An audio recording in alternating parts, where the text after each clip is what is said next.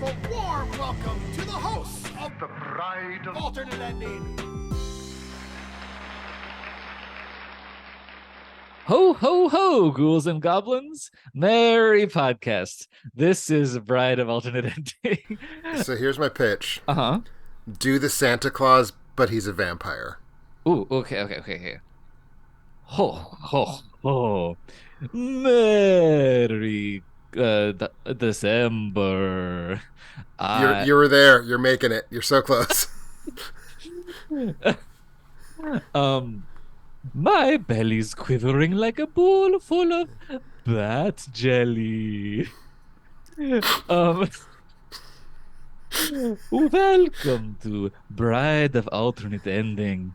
I am your ghost of Christmas podcast, and Brennan Clark, and as always, is your ghost You can stop if it'll make it of easier. Christmas present. Tim Brayton, how are you doing today, Tim? I'm good. Why are you the ghost of podcast and I'm the ghost of present? Well, It seems unfair to me. I would have put emphasis on. I was trying to do like a Christmas past Christmas podcast, but with the voice I was doing, it kind of got lost in the sauce. Too many. It's one of those, before you step out of the room, remove a thing. Yeah, exactly. Yes. But yeah, see, because that was the idea I was starting with, and then we added the voice. mustard. So That's I'm trying to keep you on your toes. I should respect that you have a process and not try to keep yes-anding you every time you open your mouth. no, I don't mind being yes-anded, but it's just that I'm like the Hulk in the Avengers. My secret is that I will never be good at this. So whatever happens, it's not going to be great. Okay. See, there's nothing I love more than doing impressions, and there's nothing I have less skill at doing than impressions. All right. I feel like that is one of the great human tragedies. Oh, thank you. I'm also someone who cannot do impressions, so It's a hard time. it's a hard. I have a not awful Jimmy Stewart, but everyone in America has a not awful Jimmy Stewart, so I can't even call that a point in my favor. No, I think you could lean on that. I think that's fine. Yeah. And for me, I do impressions about not necessarily how they sound, but how they make me feel. Sure. They're expressionistic impressions. Yes. But anyway, we're here to talk about something. This is our second episode of our British Ghost Stories month. Yes. It is a Christmas tradition in jolly old England. And we are doing another one. We're doing one that aired on Christmas Day. We're going to talk about the 1972 television movie, The Stone Tape, which was a first-time watch for both of us, right? That is correct, yes. And, so as you point out, this was a Christmas Day release, I believe on BBC Two, but I can probably try to confirm that. But it's, yes, BBC Two. And it's often sort of viewed as a side story or like spin-off or sort of in some capacity related to a pseudo ongoing series called A Ghost Story for Christmas, which in the 70s was a annual anthology show. Basically everything there was a period film adapted from the works of M.R. James, which is why Stone Tape wasn't really folded in under that branding, because it is neither a period piece nor adapted from the works of M.R. James, but it's often sort of viewed as the cousin to that series. So there's just so much Christmas festivities going on. I certainly felt the spirit of Christmas while I was watching this film. Yeah, and I did too. I will explain my reasoning a little later. But so yeah, this movie's emphatically not a period piece. And weren't most of the Ghost Story for Christmas movies like an hour-long production, or am I wrong about that? Between 30 and 60 minutes. Okay, so yeah, this is like a full feature length. This is a full feature length. Which I wouldn't have been too mad if it was a 60-minute production, but that's true of any movie I've ever watched. I mean, I think literally every single film up to and including like the 45-second Lumiere films could be shorter than it is. Yeah, exactly. Oh, we don't need the credits. Come on. I'm just kidding. Everybody needs credit for their work. Anyway, The Stone Tape. I I think I'm gonna tackle the plot this time because if we're just doing the basic plot, pretty easy. If we're going into detail, I will toss it over to you. Um, but yeah, so the stone tape is about this guy. Mostly, it's about a guy and a girl, but not a pizza place. I was gonna Um, say I think it's more about a gal than about a guy, but okay. yeah, it's definitely more about a gal. But okay, so, I'm already Yeah, I flailing. was gonna say it's good and simple. I love how simple this plot is though so far. Anyway, so there's a guy named So Peter. he was a guy, she was a girl. Can you make it any more obvious? I can. There's a ghost too. Sort of. Anyway, so here's the thing. I almost convinced my boyfriend to watch this movie because I was trying to explain it and he had no idea what I was talking about. I feel like you're currently hurtling towards Carrie levels of why are you describing it the way you're trying to describe it? Yes. Anyway, no, I agree. That's why, look, the reason, so I'm a little bit looking at the synopsis on Wikipedia to jog my memory. And that's why I started with Guy. And then I thought, like, no, the woman is the main character. And then I already derailed myself. But yes, this guy named Peter, he is in charge of this team that is part of Ryan Electric Products. They are trying to come up with a competitor for tape. Oh, hold on. For tape, you're so far so good. Yeah, yeah. No, I just my recording thing just stopped. Give me one sec. Just want to make sure what I got. Okay, I know where I am. Sorry about that. Okay. Ryan Electric Products, and they are trying to come up with a competitor for tape. Not sticky tape, not adhesive tape, audio or video tape. They are really in competition with Japan, and they are going to use words that I would not use to describe the people from Japan. But in a more immediately post World War II milieu, I think you're probably hearing that word a lot more. I mean, there's a very of all the ways that this is not a period piece when it comes out in 72 and is very much a period piece here in 2023. This is the most absolutely in the 70s. This is where the parameters of talking about home media technology were up to, and I think including the kind of ambient racism against Japan as being this place that was clearly going to knock the ass off of the West in terms of building these things. And I find the just it is 1972 and what we care about is beating Japan's ability to create recording media is thrilling to me. Oh yeah, no, it is really, like you said, it's such a perfect time capsule. And the idea that this was already happening in 1972, because this really is on the like bleeding edge of where that kind of international technological competition was going to be. Mm-hmm. Um, but yeah, anyway, guess who won? Not England.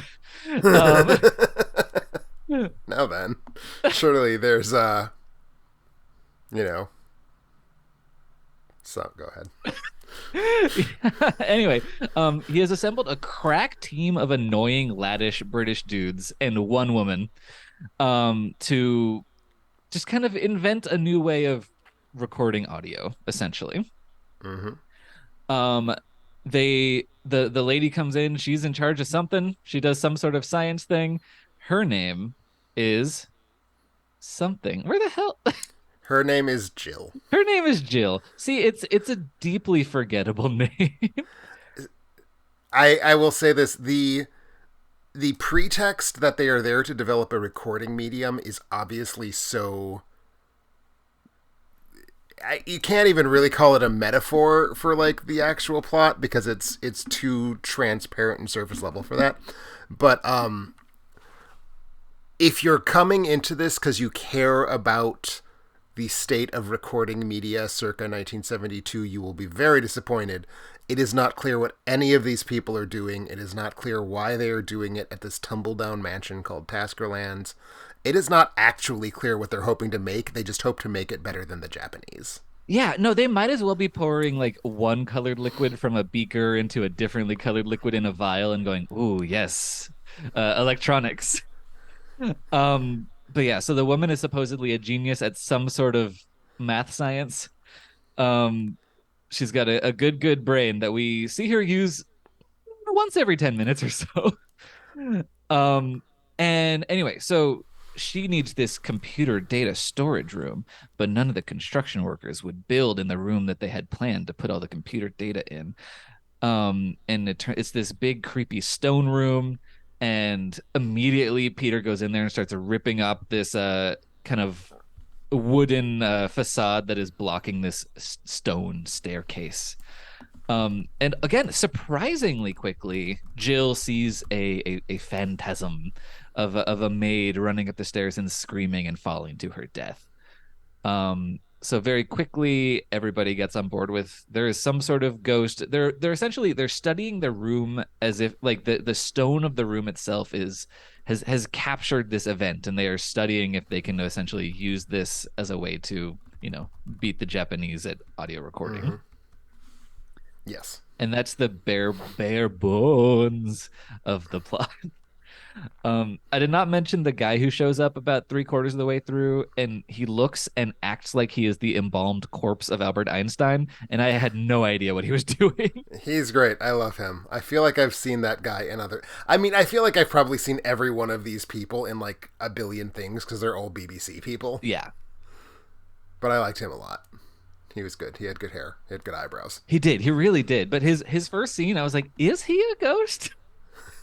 Because he's just very stoic and pale, and he did not look alive to me whatsoever.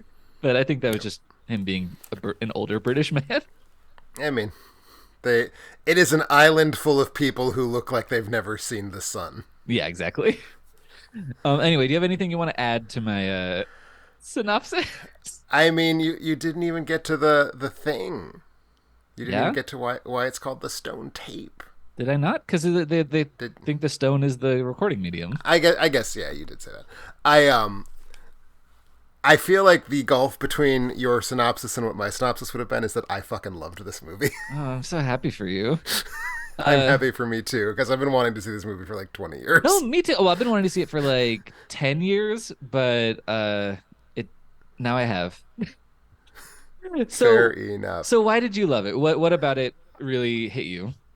Well, I've already touched on the just it is a slice of a moment in history that was quite short. And I think that's fun. I'm a sucker for a certain kind of and I'm a sucker for kind of British horror, and Nigel Neal, who is the author of this piece, was the screenwriter for the piece we watched last time, although not the original story writer. Nigel Neal is particularly good at this sort of British folk horror, where there's this idea that Britain is this kind of cemetery-like chasm over which God knows what kind of ancient primordial evils ooze up through the ruins of many different civilizations. And it's just like a kind of genre of British ghost story, basically, is that there's something just so old and so corrupt and so evil on this island. And the surfaces of England have been built on top of it, in this case a Victorian mansion built over these Anglo-Saxon ruins. And I'm taken with that, like that kind of breed of British horror. It always works for me, even when it's not good. That makes sense. And in this case, I think it also is good. But so that's a big part of it. I just like the idea of like there are paranormal things in England that you cannot even begin to comprehend. And that's really what this is about. It's really about how this stone tape, this sort of psychic recording of this woman falling off, is itself more symptomatic of whatever is being recorded, not just in the stones of the mansion, not just in the stones of the ruins, but in sort of like the earth below that. So I like that. That's an Okay. idea that just 100% works for me. Um, and this is going to be me putting on my nerd hat. So I hope you're ready for that. 'Cause I don't Who are always, you not already wearing? don't always put on that hat. I love that this is a movie about recording Hmm. and about how different recording media work that is itself shot on video. Like British TV. I'm realizing with these two episodes, I just have a thing for the aesthetic of British television made before 1990, apparently. But there's that like wonderful shot on video BBC look that this just exudes in every frame of its being. And I think it's sometimes a cheap looking thing, and it looks cheap here, frankly. And I would certainly be willing to concede. I think this movie would have been fine if they threw another, 200,000 pounds at making it look like anything. But there's that kind of,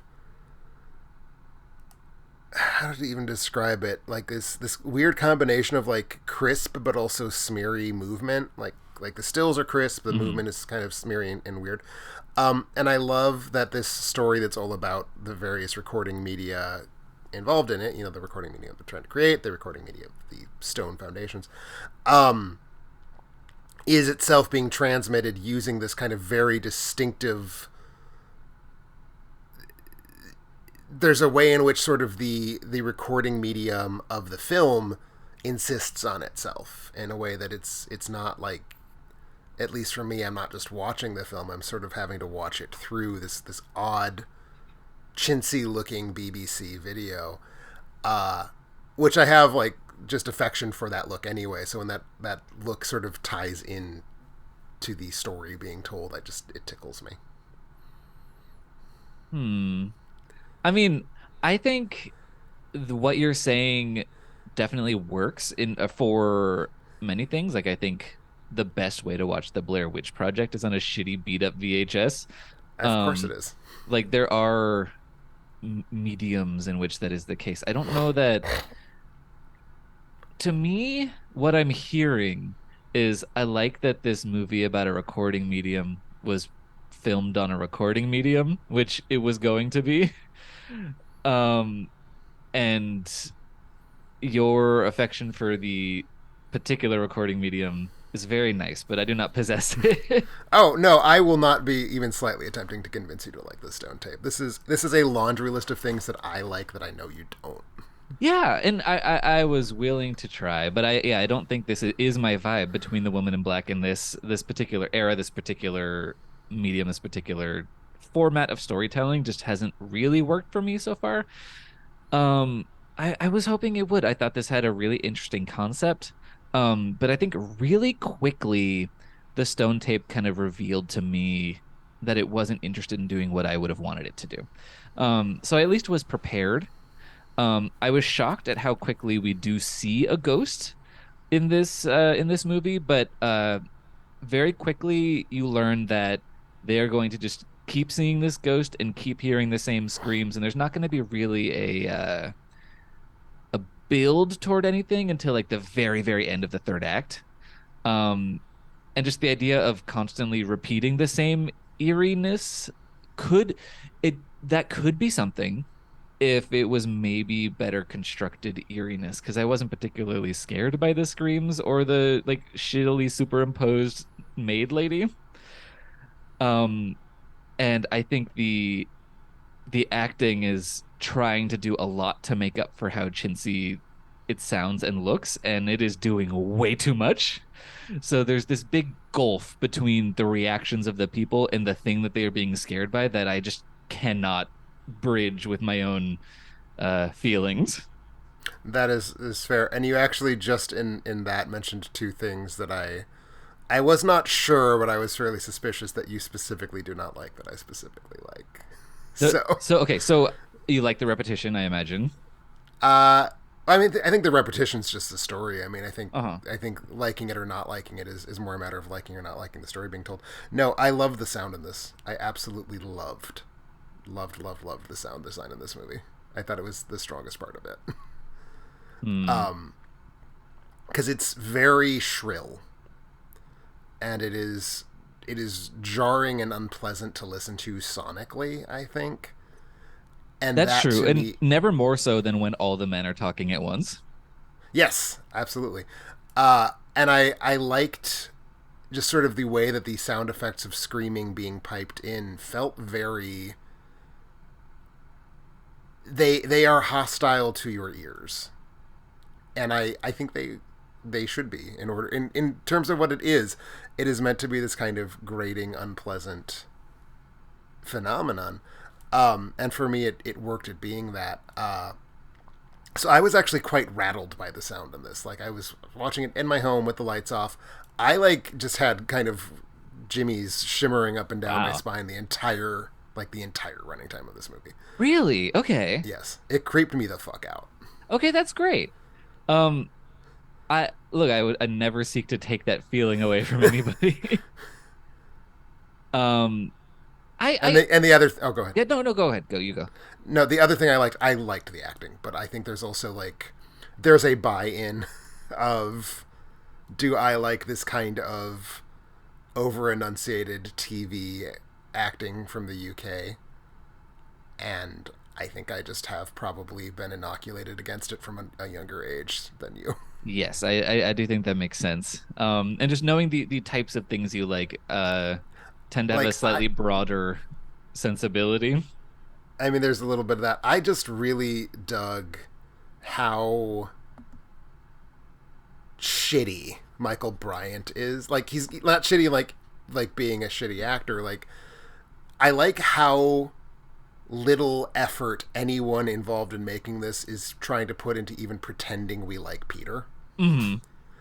And I love that Michael Bryant's performance is just like guns blazing. Here is this absolute dreadful, snappish egotist who is just kind of mean because he enjoys it. Uh-huh. and and that sort of like officious British asshole is it, I don't it's not a character type I like, because the whole point isn't liking him. I find it a kind of, it's like taking a belt of ice cold water first thing in the morning. It's just kind of very like, ooh, yes, that did it for me. And that's clearly not going to be everyone's response to this character. No, I mean, Peter is certainly not something that rubbed me the wrong way of this movie. And I did like this movie. I liked it enough. I just didn't feel like it was doing anything that I would have wanted it to do for the most part. I think it largely was pretty decent at it. I do think the performance of Jane Asher as Jill is a little broad for me to swallow. Um, like, I think I would be very freaked out if a room just started screaming at me and I thought it was empty. Um, would I run down a giant hallway, gripping the wall, and then fall on the floor flat on my face? Probably not. Um, so it's just a little much. Um, I think a much better performance with the exact same stimuli comes from the local that they bring in to question about the room, who had like visited it as a kid and knew what was going to happen. Sure. I think that is a really good scene for building dread of the thing that you already know is going to happen. But And that's fair. Yeah. that's the only time that I really felt that about, oh, we're gonna hear this woman scream again. It just didn't quite work for me for the most part. No, that's legit. And I definitely can see where her performance would be a lot if you're not into the kind of, I don't want to use the phrase soap opera y, but it Yeah. is kind of the vibe. If you're not on that wavelength pretty quickly, because the movie makes no effort to get you on its wavelength. Like, I think that's one of the things you sort of touched on with how quickly things start happening. Mm. It it assumes you're ready to go with what it's doing within 6 or 7 minutes Which at most. I appreciate that sort of efficiency. I just wasn't. But not even in terms of like getting the plot rolling, like in terms of the vibe, the sort of adjustments you need to make for what the aesthetic is going to be. Like it basically expects that you walk into it already being on board with the project of 1972 British TV and British TV acting, and it makes very little effort to ease you into that. Yeah, oh, for sure. And I mean, I get that. and the opening scene does that. It's this like weird hazy sequence that feels dreamlike. I think that scene's actually pretty decent. Where Jill drives up and she's sitting in her car, and then there's these two big trucks that are backing up and seem like they're about to crush her car, and she has to like escape, and she ends up on this like mound of dirt, basically shaken in her car, like what the fuck just happened. I thought that was a pretty solid. Which I think is kind of a wild opening scene, because it's basically just about, here is this, everything is freaky and Jill gets paranoid and terrified anytime anything happens, about like just completely non-plot related material in a sense. Like that scene has nothing to do with it. I mean, it has, the trucks are bringing the equipment in, but like it has nothing to actually do with any element of the story to follow. No, it doesn't. I mean, I think maybe thematically it could. It's the idea of like, all this stuff, you know, the materials that we're using to build this recording medium are going to crush you. And that is kind of what happens to her. Yes. I do love her hair in that opening sequence. It's very like Jamie Lee Curtis in the 78 Halloween, like that kind of Oh yeah. like beach wave auburn fringe situation. I really like that. But yeah, no, that scene actually really worked for me. What else do I have? And the opening credits were decent. It was these like kind of green lines, like what you'd see on an old computer or, you know, recording medium of some kind. Actually, now that you've reminded me of the opening credits, I will fully tip my hand. So I watched this on YouTube. Okay. And I watched this on YouTube on my TV. I watched it through my Roku. But when I was looking to make sure it was on YouTube, I used my laptop. So I saw the first like 3 or 4 seconds of this when I was just testing to make sure the video played and was the right length and whatnot before I send it to my TV. And the opening credits start with this some manner of oscilloscope or some manner of waveform producing thing that creates this very rhythmic digital ticking sound. Right? Yeah. Do you remember?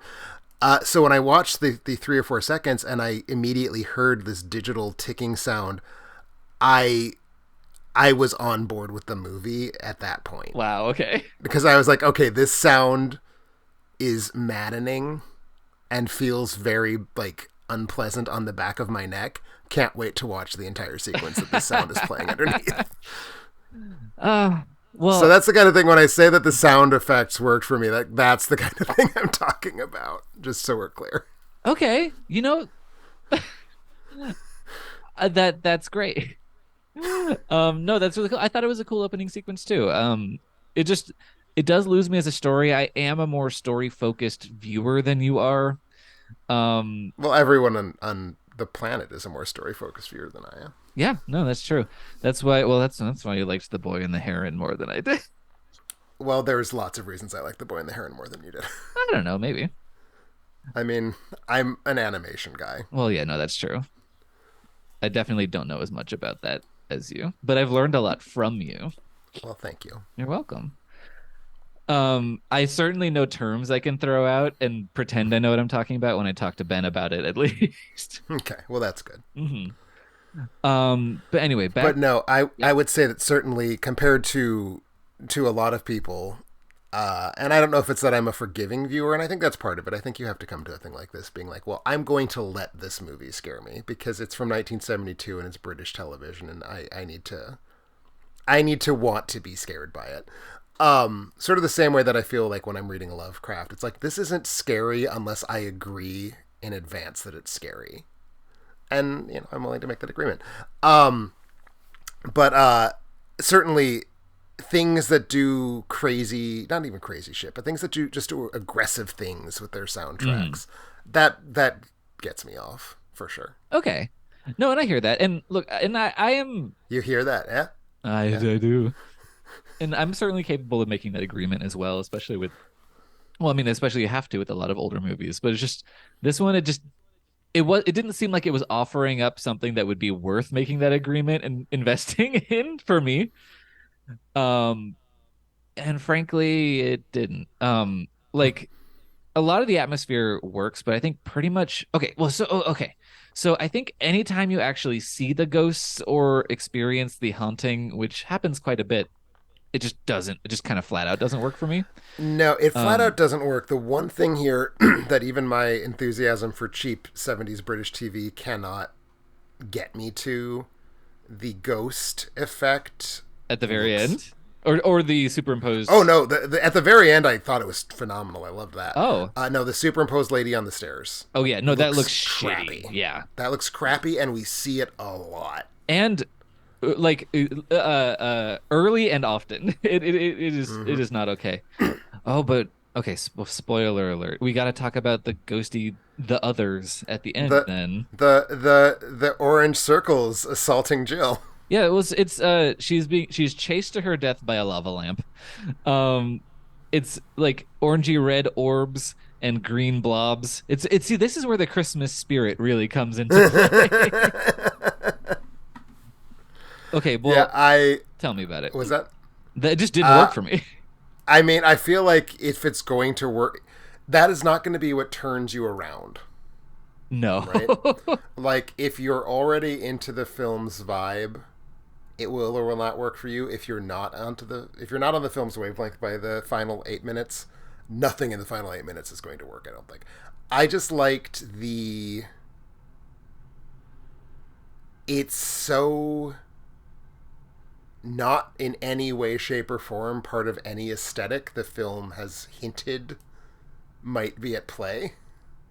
For It's sure. just like okay, now this is what we're doing, and I like that because kind of the point of the ending is this whole time they've been looking at this one ghost, like what happened to this maid in the 1890s, and they only really discover in the last third.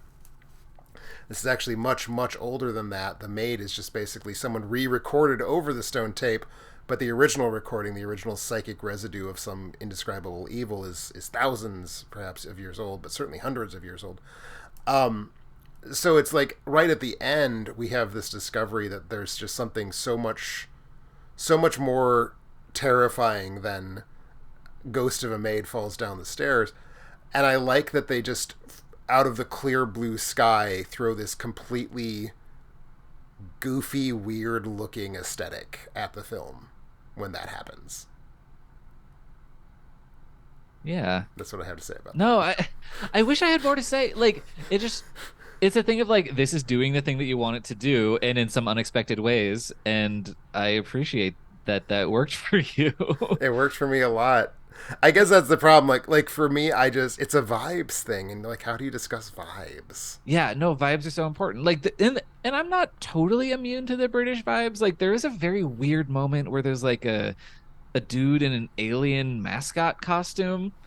Oh yeah, Um way early on, yeah. yeah, and that moment I was like they probably reused that costume for the Vogons in the original Hitchhiker's Guide series. Um, it looks just as shitty as that would ever look, or Hmm. like early Doctor Who. And I wasn't immune to just being like, "Oh, that's kind of pleasant to watch. It's so silly." Yeah. And then there's the extreme Britishisms of like, "Oh, he was a colored boy. He used such funny words," and I'm like, great. Or that one guy who's like, "I hate that room. I can't stand a woman screaming," and it's like, well, that's not really the point of the spooky room. Um, yeah, no, I did. I must admit I am charmed by the ambient racism and misogyny of yesteryear. Because it is Sure. what how else can it's so stupid.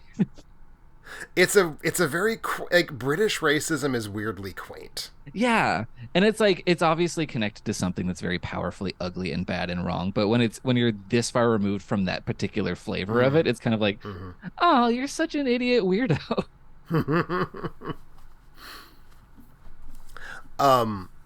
So my last not pitch because I'm not pitching this movie. You don't like it, and that's fine. My I last like thing it. I I want just don't like it like you do, which I can't. clearly It just wasn't that's going to fair. happen. That's fair. I want to know sort of if you have any thoughts about. So we have here a ghost story where step number one is see an apparition that we can't explain. Step number two is to immediately assume it's a ghost, and then let's try to science this ghost. Rather than there's 0 minutes of this film spent on I don't think that's true. I think you're being a silly irrational woman. Like it's just immediately, oh, that's so cool, let's figure it out. And that's something I did not necessarily see coming, and I liked it. Yes. I like that it's a bunch of tech nerds trying to solve ghosts through tech nerdery. Yeah, I like that again in concept. I think it could have been more playful because it gets very hard sci-fi gobbledygook for a while, where they're just saying a lot of made up science things that don't really connect to anything. Sure. Um, but again, okay, so but yes, I like that impulse for sure. And look, I'm mainly just reacting to your things and going, oh no, no, no, no. But I will say one thing that I did particularly like about this movie is the fact that when we do enter the room, the camera really comes alive. It turns into this kind of prowling, like swooping, rising, falling, spinning on its axis, kind of uncanny thing that just doesn't happen in the other rooms. And I did like that a lot, and I thought that was very effective. That's fair. Well, thank you for dredging up a compliment. You're welcome. And also, I feel oh, just the magic of location. Like England is just riddled with like moldering mansions and castles and stuff. So that's cheap to exactly. find, and It's cheap to find. This beautiful thing. yeah, and it works. No, what I was going to say is I hear you talk about, gobbledygook. I hear you talk about the acting. I hear you talk about this and that. My big takeaway I feel from this episode is your ass needs to watch more vintage Doctor Who. I don't think I do, is the thing. I think I'm good. I think I'm covered. Okay. I know more about Doctor Who than I've ever wished to know. I feel you probably in the capacity of your job have had to know a lot about Doctor Who in the last few months. Oh, for sure. For sure. Um, God, I did manage whatever. I did manage to avoid writing a very in-depth quote about something that happened in one of the new specials, which was great because I was like, I don't have to research this. Thank you, everyone. Um, but anyway, um, there are things that the Brits make that I like, but they are either older or newer than this most of the time. Okay, that is fair. That is fair. Oh, speaking of, well, not speaking of at all. I'm gonna make this as quick as possible. I was reading a young adult gay romance that I hated. It was really bad. But the thing that made me most angry about it was that one of the characters was asked what his favorite book was, and he said, "Oh, Titus Andronicus." And the guy responded, "Well, that's a play, haha." And I was like, "Oh, okay, that's fine. That's a joke, I guess." But then he was like, "Yeah, and I read that, and it's super boring." And I'm like, no, no, no, no, no. It is possible to levy almost any criticism against Titus Andronicus, but not that it is boring. Yeah, exactly. So I'm like, okay, so this author just Googled obscure Shakespeare plays and assumed that whatever they chose would be boring, and they were wrong. And that made me very mad. It might literally be the only Shakespeare play. Like getting it, that's a rabbit hole. But like yes, if I am a teenager who is the protagonist of a gay YA romance novel in the year of our Lord 2023, do I think that it is thrill-a-minute fun times to read King Lear? I probably do not. So you can pick just about any Shakespearean play and you could make that stick. But that's the one with cannibalism. Yeah, exactly. And obviously, like he bakes people into pies, but that's that's not even all. The shit they do to Lavinia is There's wild. so much fucked nonsense in Titus Yeah, Andronicus. it's out of control. Anyway, so yeah, old British things. I have feelings about them, but you got to get older. I think. Yeah, you got to go back to the Elizabethan Blood and Thunder Yeah, or like plays. if you want to talk The Female Quixote by Charlotte Lennox, I am here for you. That book is very funny. When you said older, I assumed you meant like the 40s. I did not realize you meant like the 1640s. 1640s to the 1810s, I think, is kind of where Okay. we're going. Once Dickens shows up, you kind of lose me again.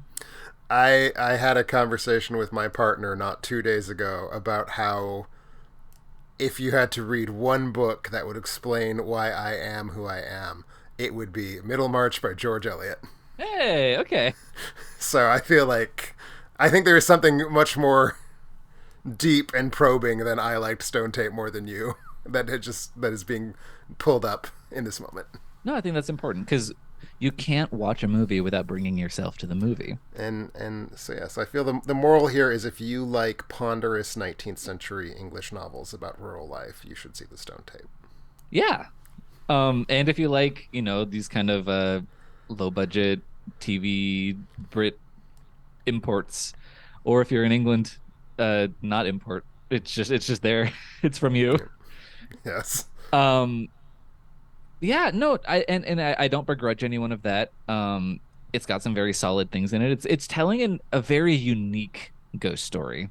Um, and mileage will vary, like it does on anything. Mm-hmm. I don't know. Any, Well, I, yeah, I I am very glad I finally got to see it. Like I said, I've been sitting on this one for a very long time, and it lived up to my hopes. yeah, no, I'm really glad I got to see it too. Because look, that's the thing about being a movie fan is that having seen something is sometimes more important than the act of sitting through it. Active saying, oh no, I mean we're hitting Oscar season. There's lots of things that I need to have seen Yep. soon. And my Uh, condolences. I yeah, usually the I have only seen every Best Picture nominated movie for 1 year, and it was the year The Darkest Hour was nominated, and so I gave up that's on trying to do that. that's fair. That's a healthy choice to make. Thank you. I do want to. It's weird that I'm going to announce this on the podcast because by the time this podcast goes live, I'll have already been doing it for like a week. But I have been kicking around the idea for a couple years at this point of actually going through and watching all of the ghost stories for Christmas. Ooh. And since we watched the Stone Tape, I'm like, you know what? I'm gonna do it. I'm gonna start. I'm gonna start watching my way through the not too terribly many and relatively short episodes of TV that went into that. So that's gonna be my little December marathon. That sounds lovely. Very much lovely for you, but it is also it is a Christmas tradition. Yeah. So I honor you And on you this. know, I'm a mutt from the British Isles, so like it's my people. Oh, really? I don't think I knew that. I am more German than any other individual thing, but if you tally up all the various Irish, Scottish, English, Welsh, it overwhelms the German. Okay. Just like World War II. Exactly. Well, except for the Irish were specifically not active in World War II. No, yeah, that's true. Yes, point taken. Ignore the historical foundation of the joke. Yes, no, It just it I just felt appreciate I right. appreciate the joke. I appreciate Thank the you. joke. Yeah, no, I don't know. I don't know if my genetics really have a say in what I watch, but I should think about it. But yeah, so that is gonna be that on that. We watched the Stone Tape. We talked about some weird stuff, and that's the end of the podcast. That's the end of the podcast for the year. Yes, happy 2023, everyone, and we'll see you in 2024. What are we doing in 2024, Ooh, Brennan? we're gonna kick off with my one of my favorite months of the year, which is we're gonna be doing our January month of sequels and follow-ups to things that we covered in the previous year. I will say that it is typically one of my favorite months, but when we looked over the pickings for this particular sequel-a-thon, I felt less good about it than I have in the past. I do hear that. But I think if our Patreon folks vote very judiciously, it could be a very good month. Just remember which one we're for sure going to pick if you don't pick it for us and act accordingly. Yeah, exactly. you know. But anyway, if you are on a Patreon, you will see that poll honestly hopefully before this episode goes up, because I'm going to try to get it out on the Patreon before Christmas week, because I imagine people aren't going to be like patrolling the Patreon if they're celebrating. Um, but yes, you'll probably have already seen that. But if you do want to vote in it, join the Patreon. There's a link to do so in the show notes. You can also find more of Tim's reviews, my reviews, podcasts, and everything at alternateending.com. Thank you so much for listening, everybody, and I hope you have a good end of the year. Happy New Year. Bye bye.